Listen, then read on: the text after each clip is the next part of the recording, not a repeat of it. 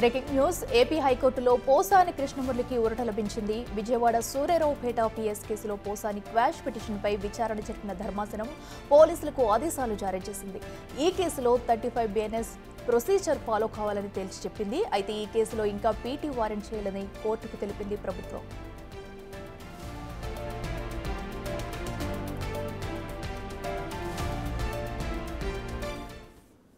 ఇదే అంశానికి సంబంధించి మరింత సమాచారం మా ప్రతినిధి శివ అందిస్తారు. శివ, చెప్పండి, అటు పోసాని వేసిన క్వాష్ పిటిషన్ పై కూడా అతనికి ఓట్లు లభించినట్టు తెలుస్తుంది. ఏం చెప్పింది ధర్మాసనం? పూర్తి డీటెయిల్స్ ఏంటి? మురళికి ఒక కేసులో అయితే ఊరట లభించింది.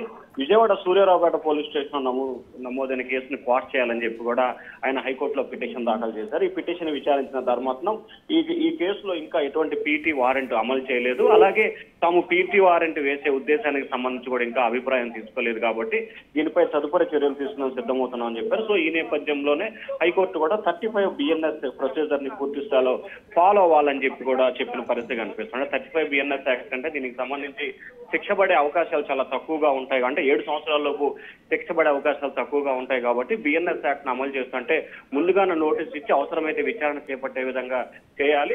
ఎప్పుడు విచారణకు రావాలంటే అప్పుడు విచారణకు వచ్చే విధంగా చర్యలు తీసుకోవాలని చెప్పి ఏపీ హైకోర్టు అయితే తన తీర్పుని వెలువరించింది. Akhila. Right Shiva, thank you.